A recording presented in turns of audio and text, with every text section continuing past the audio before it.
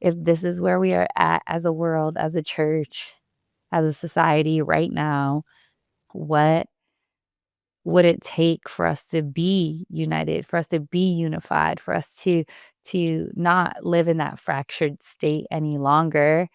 How do we sit at the table, because we're all about the table, with Yeah. our perceived enemies? And we Right. use that word perceived really intentionally because we can make villains in our story and we can identify people as enemies. They might not even know they're our enemy.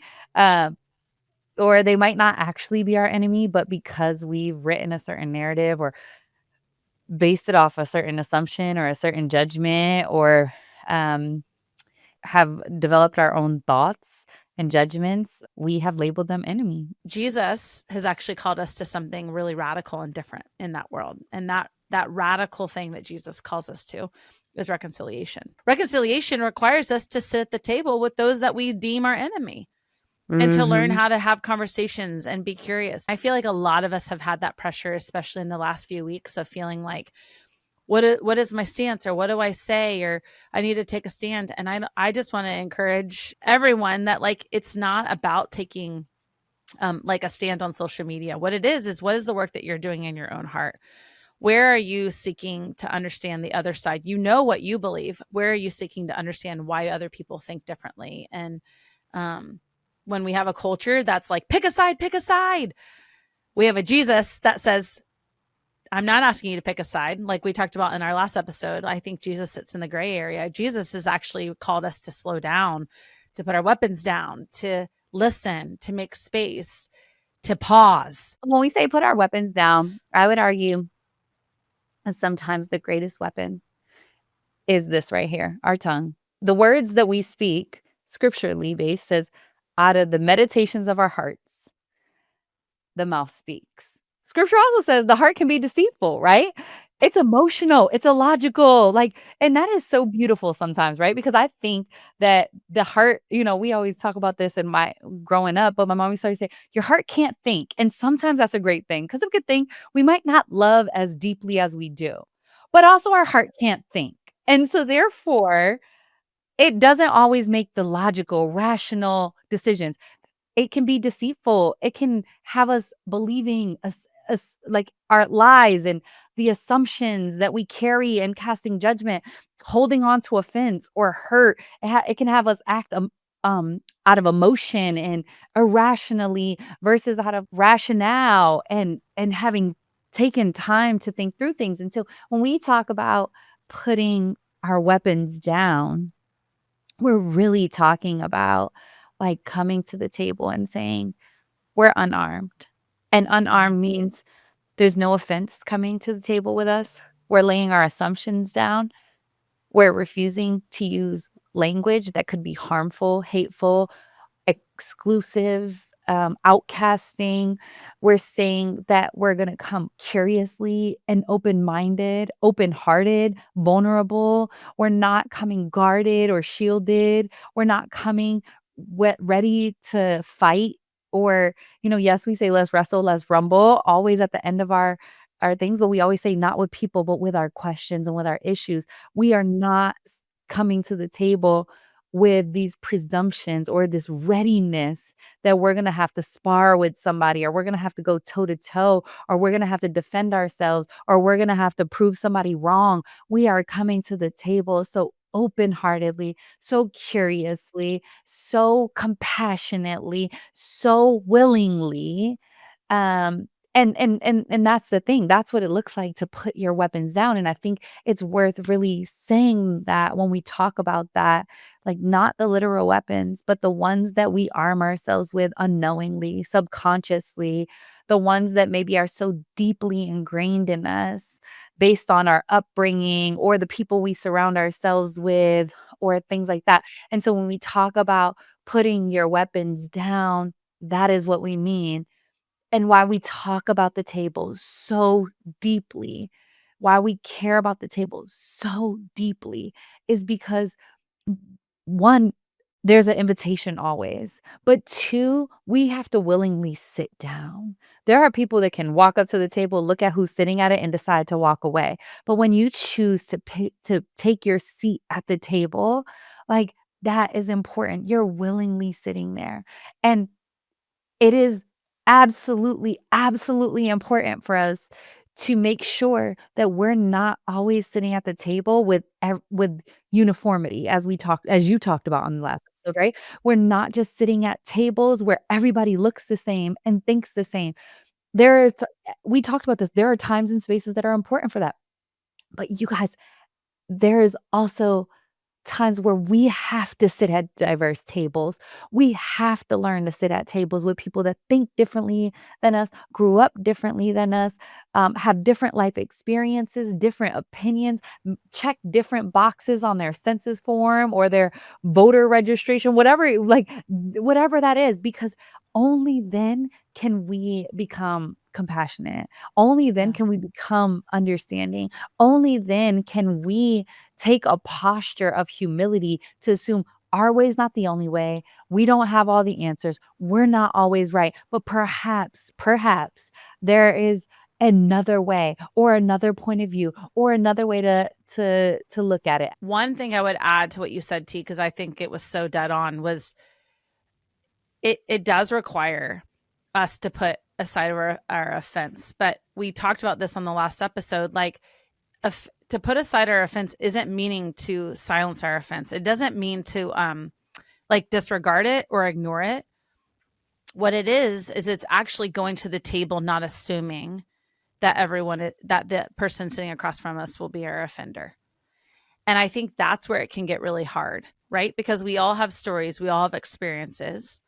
And so if we have triggers too. So if we hear something that triggers our offense, it may not even be what that other person is saying, but it may trigger something where someone has said something similar and their heart or their character wasn't in the same place. And so it's actually the hardest part of sitting at the table with that perceived enemy is not seeing them as an offender when you sit down with them. Because as long as you see them as an offender, the more that you will become offended, right? But if you put that weapon down, the Imago Dei, and say, I'm offended, I feel that pain is still there, but I'm going to choose to see you differently through a different lens and seek to understand and be curious. That's where we really get to start to listen and then really form our opinion from what we actually hear them say versus what we walked into that conversation believing that they believed. Why do we get so offended? Why do we sit in offense? I would argue it's 2 things. Pride and ego are oftentimes why offense sits so heavily in us. Where does that come from? Let's go back to the garden.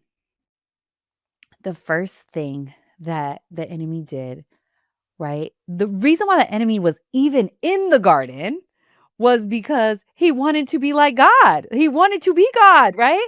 So, first of all, the whole point of the enemy in the garden is he's there because his pride and ego got in the way. And he thought more of himself than he ought to. So what does that do? It puts him in the garden. Well, he put himself there. I guess God didn't put him there, but he put himself there, right? He ends up in the garden. And what does he do? Yes, we could argue the first sin was that he planted a seed of doubt in who God was.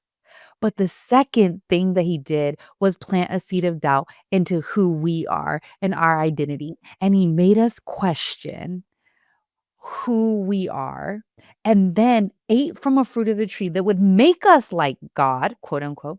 And that eating from that tree, ever since then, because we now have, quote unquote, the knowledge of good and evil, has now done nothing but put us in Right. a place where we think we are God. So Yep. we make ourselves the gods of our own lives. We think so highly of ourselves. Our ego Yeah. takes over. And then what do? We try to categorize everybody in relation to us on our own thrones. And when anybody threatens that, Yep. we get offended.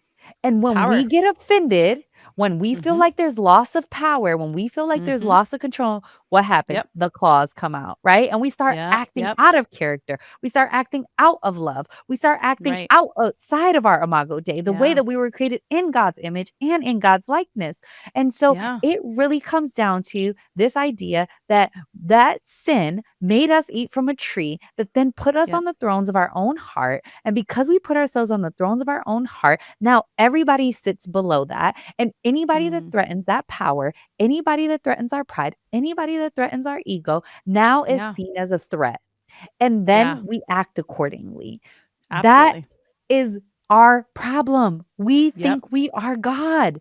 Like we Yeah. have made ourselves gods. And because we make ourselves gods, here's the coolest part about what you just read. God made himself man.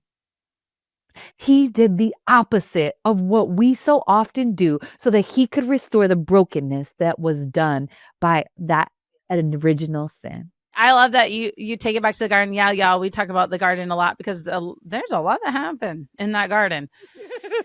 There's a lot that Some happened in people there. just think that they ate an apple. They just took a bite of the fruit. But Yeah, I there was know. a lot more that happened There's a than just whole lot a more, bite and it out was of the a apple. oh yeah, oh yeah. And I think one of the biggest barriers, because you talked about the pride and the ego and the I would say shame is a part of that too. Shame is a big indicator sometimes. When we feel ashamed, we our ego comes out. When we feel ashamed, our pride comes out. When we feel ashamed, we grasp for more power. And I think one of the biggest barriers to reconciliation, and I know this is what Jesus was speaking to, is that desire for power. It is that desire for control of everything. And when I know in my life, when I need to win, or when I feel this need to be right, or when I feel like I need to like hold on to my position in something, I can't really sit across the table from my brother or sister or from even a perceived enemy. I don't know how to sit across the table because I'm so focused on being right or holding my point of view that I can't even hear the other side. There is no humility in that. And that power, that seeking of that power is what divides us. Power divides us. And the gospel calls us to put that power down because, by the way, it's false. We don't actually have that power that we think we do. It's a, what's that thing? A mirage. Is that the right word? Like when it looks like water's ahead of you. It's not true. And Jesus flipped the world's view of power over by coming. He threw it upside down because he didn't come. Think about this. Jesus has the power. He held the keys to the kingdom. He holds the keys of the kingdom. And Jesus doesn't conquer by control. He conquered by the cross. Mm. The most humble symbol Act. that you could Yeah. ever think of. Yeah. Dying that type Yeah. of brutal death, Yep. humiliating death Yep. on a cross for the Yeah. very people that pierce your hands and your feet. Absolutely. Absolutely. I Absolutely. mean, and so that's why I think what is so beautiful about the word and the blueprint that Jesus set was he taught us it. And then he said, y'all so hard-headed. This Yeah. is my thought. He said, y'all Yeah. so hard-headed. Let me show you how it's done too. He Yeah. was like, Yeah. I can't just Yeah. talk about it, right? It's like, Yeah. it's not do as I say, but do as I do then, right? And he Yeah. did that. But yet it's still so freaking hard for us to It do. is. He literally gives us the blueprint on like how to do this. If reconciliation is going to happen, then it's going to require us to lay down our grip on power, on our grip of control, on our power and our desire to be right all the time. Because our unification, like us coming together and seeing not just imago Dei in one another, but realizing we're actually more alike than we are different, that's not going to come from overpowering each other. That's going to come by us coming together and overpowering the forces that want to keep us divided. And y'all, there are lots of forces right now in this freaking world, and specifically in this country, that are intentionally keeping us divided. And if you are not awake to that, wake up. And this is the very thing that Christ came to do. While we're so busy following the voices in the echo chambers that are keeping us divided, there is a spiritual war that is going on that is making sure we never even get to the table of reconciliation. We never even get there. The table of reconciliation is kicking the enemy in the you know what. And that's why I love what you said, E, like on the last episode where you were like, guys, we got to stop building walls and we got to build more tables. The more Yeah. we put ourselves in Yeah. boxes, guess what boxes are built out of? Walls. Like Yep. the more Yep. that we continue to pick sides, what do? Put a wall in between us. We have to literally break the walls down and we have to sit at the table. That's just a taste of what's waiting in the full episode. Want more? Head over to Come.Union.substack.com. It's free and it's where we drop all the good stuff. Full episodes, bonus thoughts, and some behind the scenes real talk. Hit the subscribe button here too so you can stay in the loop. We'll meet you over on Substack.